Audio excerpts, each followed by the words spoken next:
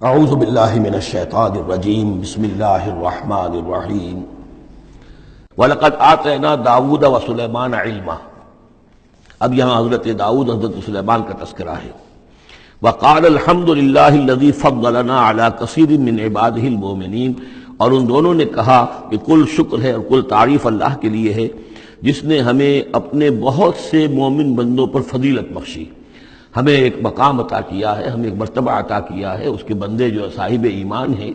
ان میں اس نے ہمیں ایک رتبہ دیا ہے، تو اس کے لیے حمد ہے، اس کے لیے شکر ہے۔ وَوَرِثَ سُلَيْمَانُ دَاوُودَ، اور وارث ہوا سلیمان داؤد کا علیہ الصلاۃ والسلام۔ وقال یا ایھا الناس، اور انہوں نے کہا حضرت سلیمان نے، لوگو علمنا منطق الطیر، ہمیں سکھا دی گئی ہے جانوروں کی بولیاں، خاص طور پر پرندوں کی بولیاں ہمیں سکھا دی گئی ہیں۔ وَأُوتِینَا مِن كُلِّ شَیْءٍ، اور ہمیں اللہ تعالیٰ کی طرف سے ہر شے عطا کر دی گئی ہے۔ ان ھذا لہو الفضل المبین، یہ اللہ تعالیٰ کی طرف سے عطا کردہ بہت بڑا فضل ہے، بالکل روشن اور واضح۔ وَحُشِرَتْ لِسُلَیْمَانَ جُنُودُهُ، اور جمع کیے گئے سلیمان کے لیے، یعنی ان کے معائنے کے لیے، ان کے تمام لشکر، من الجن والانس والطیر، یہ لشکر جو تھے جنات کے بھی تھے، انسانوں کے بھی تھے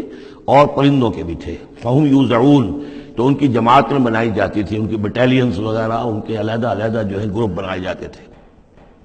حتیٰ اذا اتوا علی وادی النمل، تو یہ کہیں نکلے ہیں اپنے لشکر کو لے کر،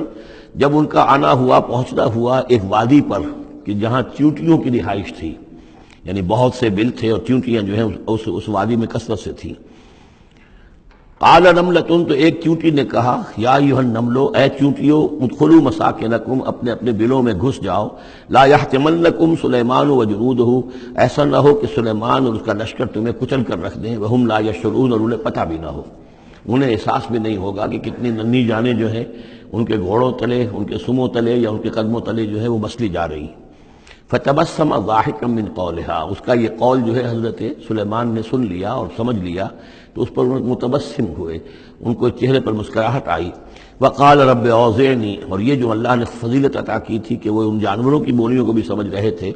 اس پر خاص طور پر ان کی زبان سے وہ اللہ تعالیٰ کے حمد کا ترانہ جاری ہوا۔ وقال رب اوزعنی ان اشکر نعمتک التی انعمت علی وعلی والدی، اس نے کہا پروردگار مجھے اس کی توفیق دے کہ میں تیرا شکر، تیری اس نعمت کا شکر اور حق ادا کر سکوں کہ جو تو نے مجھ پر فرمائی ہے اور میرے والدین پر فرمائی۔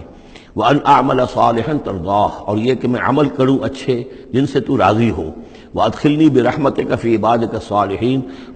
اور مجھے داخل کیجو اپنی رحمت سے اپنے نیک بندوں میں۔ وَتَفَقَّدَ الطَّيْرَ، اور انہوں نے معائنہ کیا، انسپیکٹ کیا جو لشکر تھا ان کے جانوروں کا، وہ پرندوں کا۔ فقال ما لی لا اری الہدہد، ان کا کیا بات ہے مجھے ہدہد نظر نہیں آ رہا۔ ام کان من الغائبین، کیا وہ ایبسنٹ ہے، غیر حاضر ہے۔ لأعذبنہ، اور یہ غیر حاضری جو ہے اس پریڈ سے، یہ تو بہت بڑا جرم ہے۔ لأعذبنہ عذابا شدیدا، میں اسے بہت شدید سزا دوں گا۔ او لأذبحنہ، یہاں تک بھی ہو سکتا ہے کہ میں اسے ذبح کر ڈالوں۔ او لیاتینی بسلطان مبین، یا پھر یہ کہ وہ میرے پاس کھلی سند لے کر آئے، کوئی واقعی عذر ہو، کوئی سبب ہو اس کے پاس کہ جس سے وہ جسٹیفائی کر سکے اپنی ایبسنس کو۔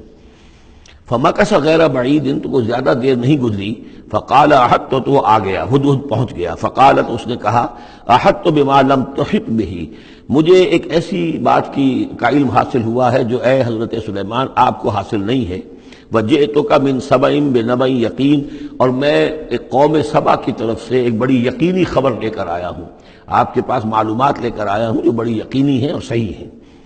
یہ قوم جو ہے یہ یمن میں رہتی تھی، سبا، قوم سبا کا مسکن تھا یمن میں، ان کی ایک اس وقت ملکہ تھی بلقیس نامی۔ انی وجدت امرأۃ تملکہم، میں نے دیکھا ہے کہ ایک عورت ہے جو ان پر حکومت کر رہی ہے۔ وأوتیت من کل شیء، اور اسے ہر شے دی گئی ہے، یعنی دنیا بھر کی نعمتیں اور ساز و سامان جو ہیں اس کے پاس جمع ہیں۔ وَلَهَا عَرْشٌ عَظِيمٌ، اور اس کا جو تخت ہے وہ بہت عظیم ہے۔ وَجَدتُّهَا وَقَوْمَهَا يَسْجُدُونَ لِلشَّمْسِ، میں نے دیکھا اس کو اور اس کی قوم کو کہ وہ سجدہ کرتے ہیں سورج کو، من دون اللہ، اللہ کو چھوڑ کر۔ وَزَيَّنَ لَهُمُ الشَّيْطَانُ أَعْمَالَهُمْ، اور شیطان نے ان کے لیے ان کے اعمال کو مزین کر دیا ہے۔ فَصَدَّهُمْ عَنِ السَّبِيلِ، اور انہیں روک دیا ہے سیدھے راستے سے، صراط مستقیم سے، توحید کے راستے سے۔ فَهُمْ لَا يَهْتَدُونَ، تو وہ راہ نہیں پا رہے، بھٹک گئے ہیں۔ اللہ یسجدوا، یعنی وہ یہ راہ نہیں پا رہے، صحیح راستہ تک نہیں آ رہے، اللہ یسجدوا للہ، کہ نہ سجدہ کریں وہ اللہ یسجد اللہ کہ وہ سجدہ نہیں کرتے ہیں اللہ کو، الذی یخرج الخبء فی السماوات والارض، جو نکالتا ہے ہر چھپی ہوئی چیز کو آسمانوں اور زمین کی، ویعلم ما تخفون وما تعلنون، اور وہ جانتا ہے جو کچھ کہ تم چھپاتے ہو اور جو کچھ کہ تم ظاہر کرتے ہو، اللہ لا الہ الا هو رب العرش العظیم، وہ اللہ کے جس کے سوا کوئی الہ نہیں اور جو بہت بڑے عرش کا مالک ہے۔ قال سننظر اصدقت ام كنت من الكاذبین، حضرت سلیمان نے فرمایا ان قریب ہم دیکھیں گے کہ تم سچی بات کہہ رہے ہو یا تم جھوٹے ہو، یعنی تم نے جھوٹ موٹ کا بہانہ بنایا اپنی غیر حاضری کے لیے یا واقعتاً تم صحیح خبر لے کر آئے ہو۔ اذهب بکتابی ھذا، میرا یہ خط لے جاؤ، فالقہ الیہم، یہ وہاں ان کے اوپر جا کر ڈالاؤ، ثم تول عنہم، پھر ان سے ذرا ہٹ کر دیکھو، فانظر، ذرا اس سے پیٹھ موڑ کر ایک طرف کو ہو کر وہاں منتظر رہو اور دیکھو ماذا یرجعون، کہ وہ کیا جواب دیتے ہیں۔ قالت یا ایھا الملأ انی القی الی کتاب کریم، اب یہ خط لے گیا ہے ہدہد اور اس نے جا کر پھینک دیا ہے، وہ شاید ملکہ کی خوابگاہ میں پھینک دیا ہو۔ قالت یا ایھا الملأ، اب اس نے دربار اپنا منعقد کیا، اس نے کہا ہے میری قوم کے سردارو، انی القی الی کتاب کریم، یقیناً میری طرف ڈالا گیا ہے ایک خط کے جو بہت باعزت خط ہے، انہ من سلیمان، اور یہ خط آیا ہے سلیمان کی جانب سے،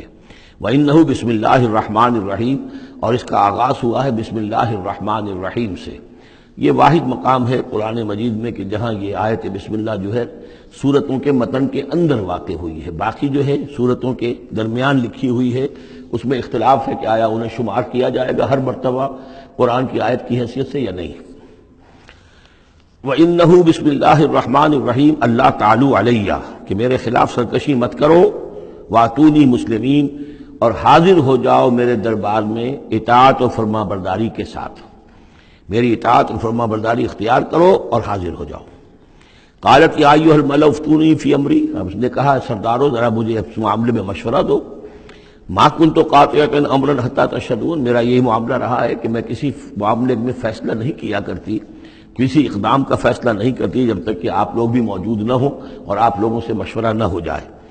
قالوا نحن اولو قوت و اولو باس شدید، انہوں نے کہا کہ ہم قوت والے ہیں، طاقت والے ہیں، اور ہم سخت لڑائی کی صلاحیت اور استعداد اور اسلحہ رکھنے والے ہیں، والامر الیک، لیکن یہ کہ فیصلے کا معاملہ آپ کے ہاتھ میں ہے، آپ جو چاہیں فیصلہ کریں، فانظری ماذا تأمرین، تو اب آپ خود دیکھیے کہ آپ کی کیا رائے بنتی ہے اور آپ کا کیا مشورہ ہے۔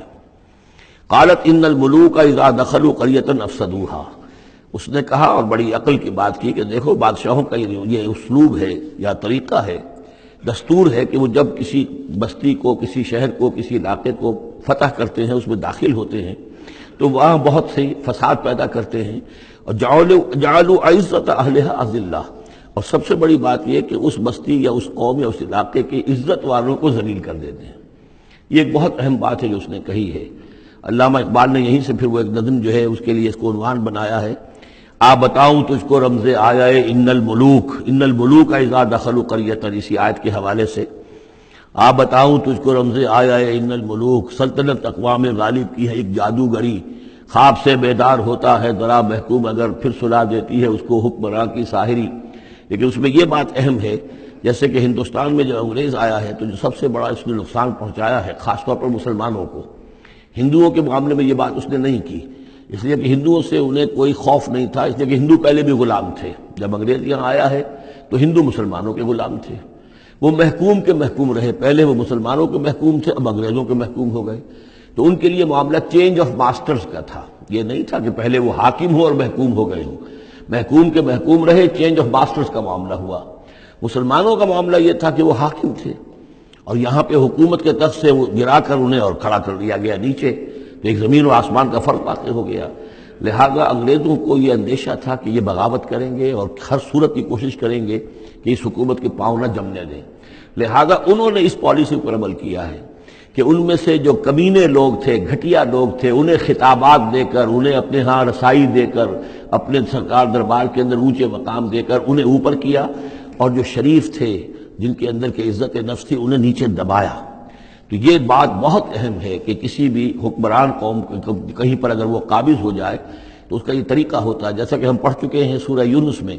کہ حضرت موسیٰ علیہ السلام پر بھی ان کی قوم کے کچھ چند نوجوان ہی ایمان لائے کھلم کھلا طور پر، وہ ڈرتے تھے۔ علی خوف من فرعون و ملئہم، ان کے اپنے سردار جو تھے وہ چونکہ ان میں سے کسی بحثوں کو انہوں نے اپنے دربار کے اندر جگہ دے رکھی تھی، لہذا وہ بھی گویا کہ اپنی قوم کے خلاف کام کرتے تھے فرعون کی وفاداری میں۔ جیسے ہمارے ہاں یہ خطابات یافتہ طبقہ جو انگریز نے بنایا تھا، یہ در حقیقت گویا کہ ایجنٹ بن گیا تھا حاکم قوم کا، اور یہ محکوموں کی جاسوسی بھی کرتا تھا اور محکوموں کو دباتا بھی تھا۔ قالت ان الملوک اذا دخلوا قرية افسدوها وجعلوا اعزة اهلها ذلہ، بادشاہوں کا معاملہ یہ ہے کہ وہ جب کسی شہر کو کسی بستی کو فتح کرتے ہیں اور فاتح کے حصے سے داخل ہوتے ہیں تو فساد مچاتے ہیں وہاں، اور یہ کہ وہاں کے جو عزت والے لوگ ہوتے ہیں انہیں ذلیل کر دیتے ہیں۔ وَكَذَلِكَ يَفْعَلُونَ، اور یہ ان کا طریقہ ہے، وہ یہ کرتے ہیں۔ صدق اللہ العظیم۔